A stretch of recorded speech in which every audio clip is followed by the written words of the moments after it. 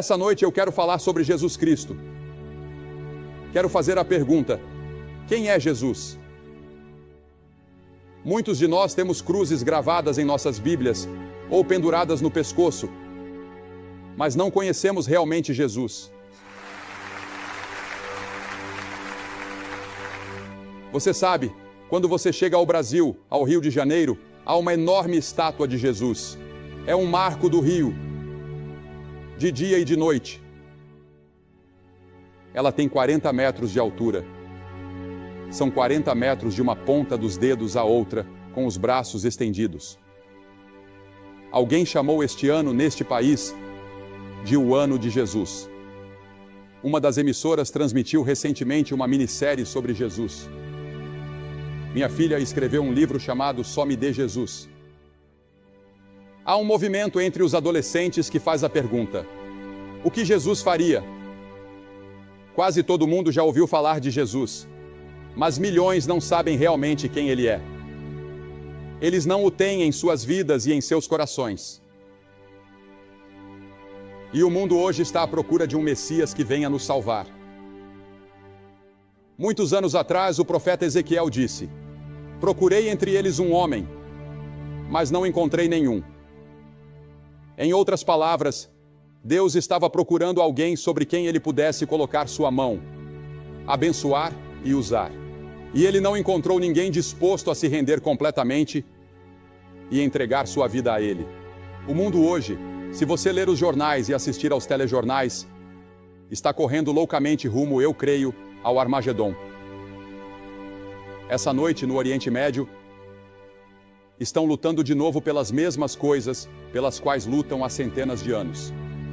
Tiveram reunião após reunião, trégua após trégua, tratado após tratado e promessas feitas por todos os lados. Mas de alguma forma, eles não conseguem parar de lutar. Veja, o homem é um fracasso moral. Deus é a nossa única esperança. Os planos de Deus.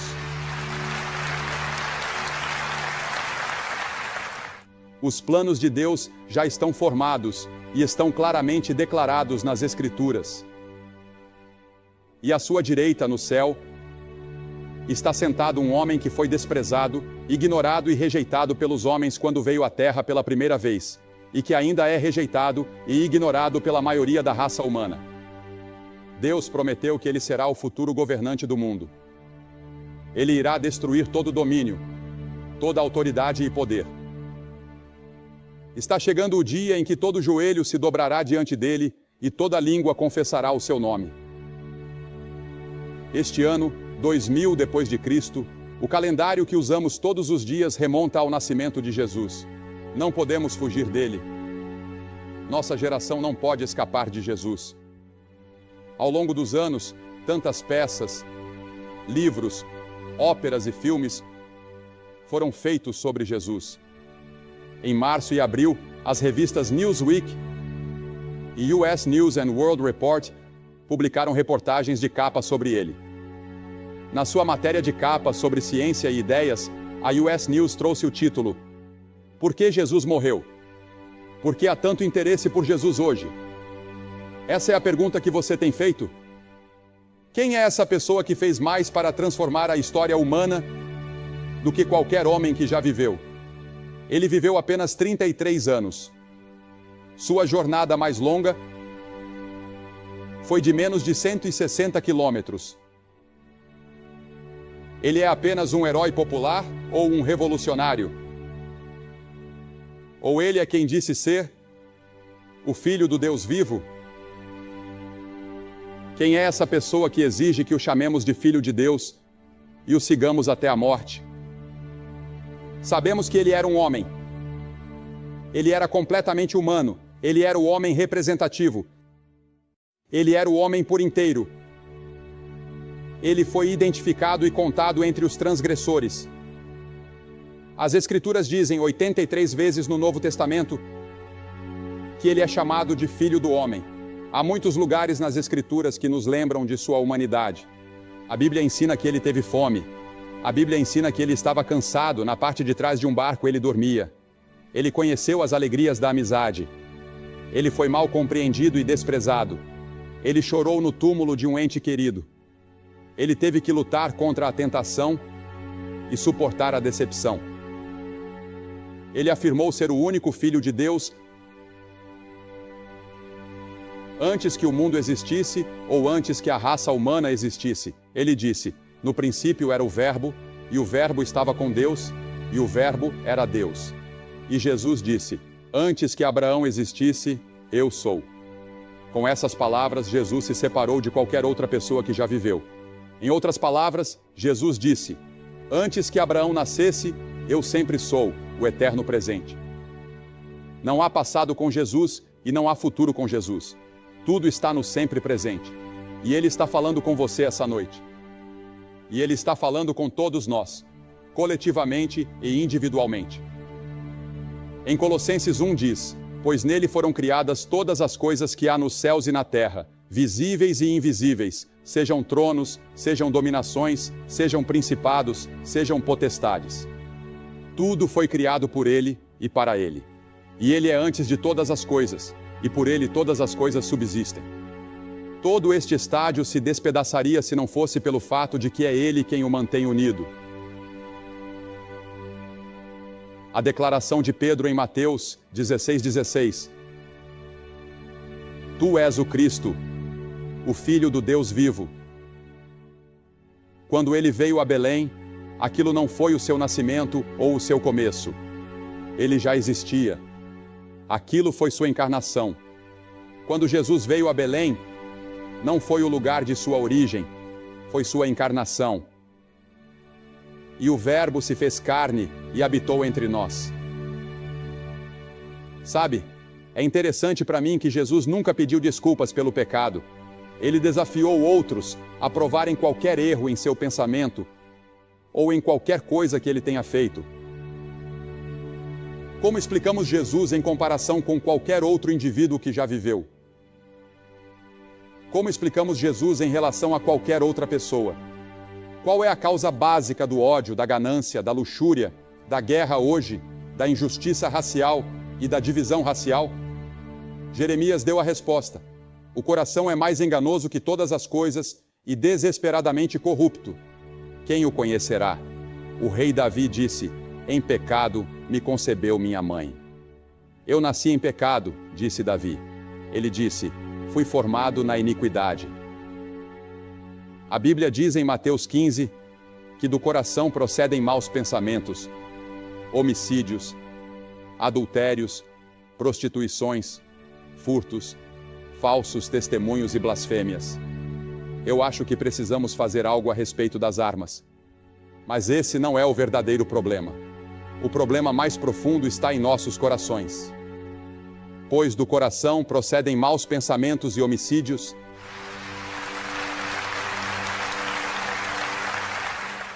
e adultérios, e furtos e blasfêmias.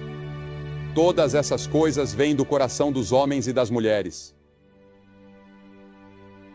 Como você explica Jesus, sua autoridade? Ninguém jamais falou como este homem falou, diz João 7. Ele perdoava pecados. Nenhum outro profeta jamais perdoou pecados. Maomé não tentou isso. Buda não fez isso.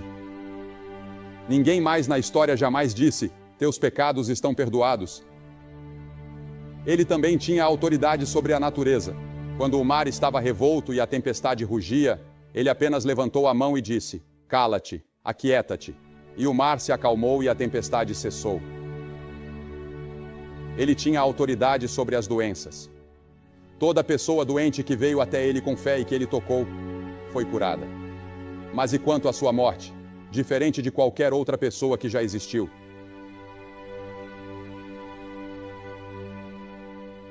Veja, Jesus foi executado. Ele foi tratado como um criminoso.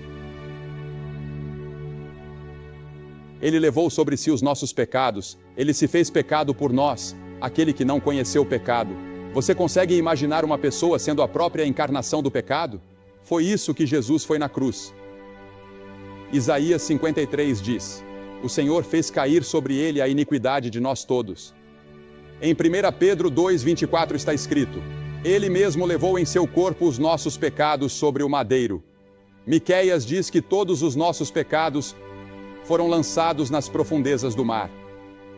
Eu estava lendo hoje sobre um lago na Rússia, que é o ponto de água mais profundo do mundo, com milhares de metros de profundidade. Nossos pecados estão sepultados nas profundezas do mar. As Escrituras dizem que por causa do que Cristo fez na cruz, Ele se fez pecado por nós. Ele foi executado por você. Ele tomou o seu juízo e o seu inferno. Você nunca precisará ir para o inferno. Você nunca precisará comparecer diante do grande trono branco se estiver em Cristo. Mas todos os outros irão. A Bíblia diz que chegará o dia em que Ele julgará o mundo inteiro. E você estará diante de Deus no grande julgamento. Centenas de vocês que estão aqui esta noite. E você não estará com uma grande multidão como essa. Você diz: vamos nos divertir quando chegarmos lá. Não, você estará sozinho. Você vai estar diante de Deus sozinho e prestar contas do que fez com Jesus e de como viveu a sua vida. E muitos de nós vamos ficar terrivelmente decepcionados e vamos clamar por misericórdia, mas será tarde demais. A Bíblia diz que clamaremos para que as rochas e as montanhas caiam sobre nós e nos escondam daquele que está assentado no trono, mas não poderemos. E a crucificação de Cristo é uma pedra de tropeço para muitas pessoas, porque parece loucura. A Bíblia diz: para os que perecem, é loucura. Muitos aceitam os ensinamentos de Cristo quando Ele diz: amem uns aos outros, mas param na cruz. É na cruz que você precisa chegar antes de realmente conhecê-lo. E você precisa confessar que é um pecador e precisa se arrepender do pecado. E a palavra arrependimento significa que você se volta, que você muda. Você está indo em uma direção na sua vida e está disposto a ir em outra. Você diz: mas Billy, eu não tenho essa capacidade. Eu tentei mudar. Eu tentei melhorar, mas não consigo. Não, você não consegue. Mas Deus vai te ajudar se você se submeter a Ele e disser: Senhor, eu preciso da Tua ajuda. Eu preciso da Tua ajuda até para me arrepender. Eu preciso da Tua ajuda até para ter fé, para crer com o tipo de fé que eu devo ter. E você? E então há a ressurreição dele. A Bíblia diz que o levaram e o sepultaram após sua morte. Mas no terceiro dia, ele ressuscitou. E ele está vivo esta noite.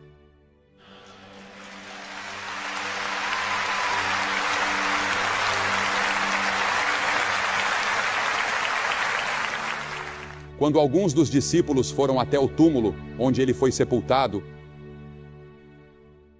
havia 2 homens ali, 2 anjos, que disseram: por que buscais entre os mortos aquele que vive? Ele não está aqui, ele ressuscitou. Jesus está vivo. E o que inspirou os discípulos a irem pelo mundo inteiro com o Evangelho foi a ressurreição. Estamos falando de um Cristo vivo, que pode entrar na sua vida e no seu coração hoje, e te transformar, e transformar sua família, e transformar seu bairro, e transformar Nashville, e transformar o centro do Tennessee, e transformar todo o país, se o deixarmos.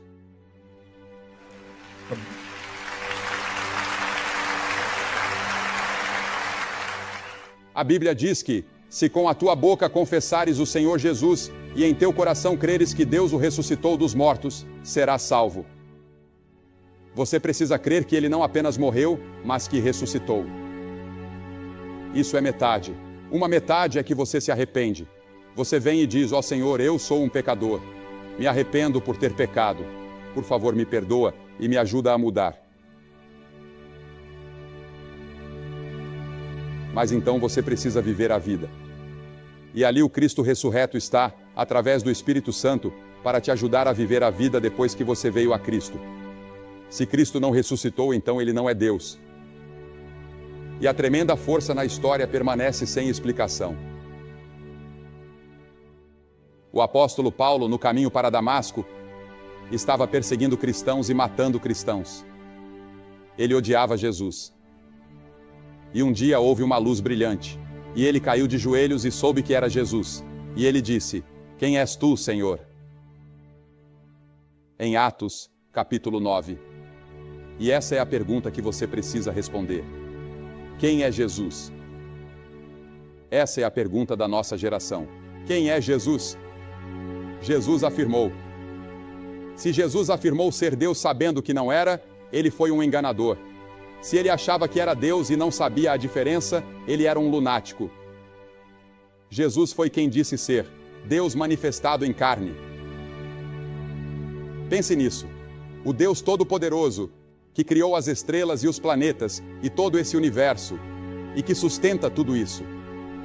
Ele é aquele que quer entrar na sua vida e no seu coração hoje à noite de uma forma nova. Talvez você seja membro da igreja, talvez você tenha sido confirmado e batizado e feito todo o resto, mas lá no fundo, você simplesmente não tem certeza. Você não tem certeza de que está pronto para se encontrar com Deus. Você não tem certeza de que escapará daquele grande julgamento.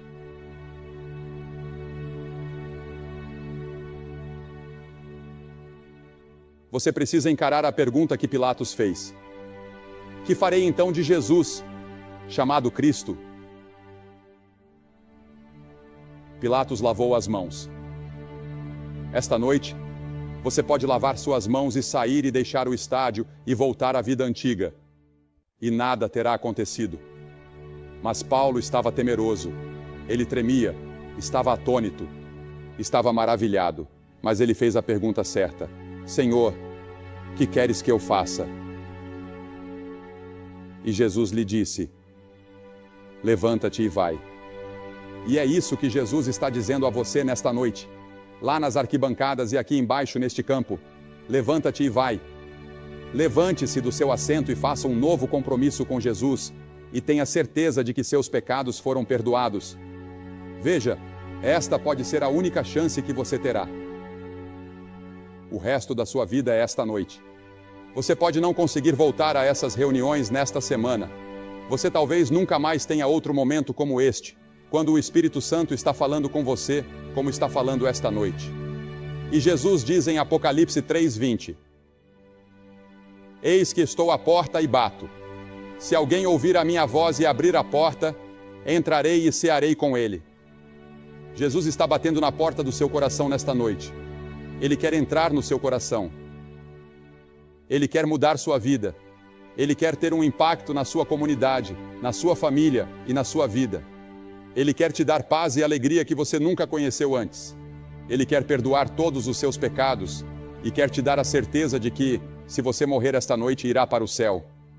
Você pode ter essa certeza esta noite antes de sair daqui. E eu vou te pedir que faça algo que talvez seja muito difícil para você.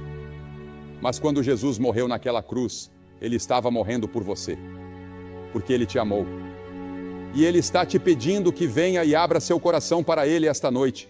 E se há qualquer dúvida na sua vida sobre seu relacionamento com Cristo, levante-se do seu assento agora mesmo e venha ficar aqui na frente, neste lindo campo que prepararam.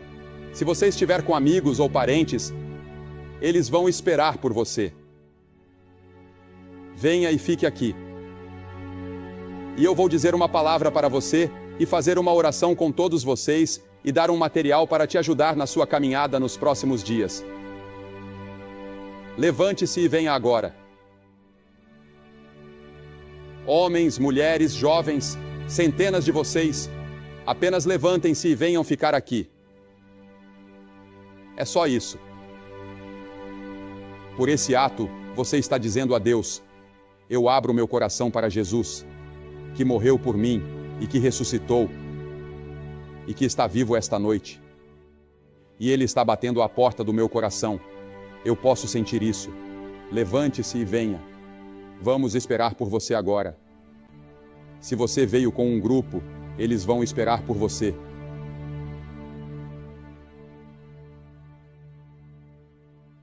Se você veio de ônibus, eles vão esperar. Há tempo de sobra. Este é o momento mais importante da sua vida. Não perca. Rápido. lá de cima das arquibancadas, levante-se e venha. Vai levar alguns minutos. Vai levar uns 4 ou 5 minutos. Então venha. Estaremos aqui para orar com você, conversar com você e te ajudar. Agora, enquanto vocês ainda estão vindo, eu quero dizer uma palavra a todos vocês que estarão assistindo e vocês podem fazer seu compromisso aí mesmo, onde estiverem.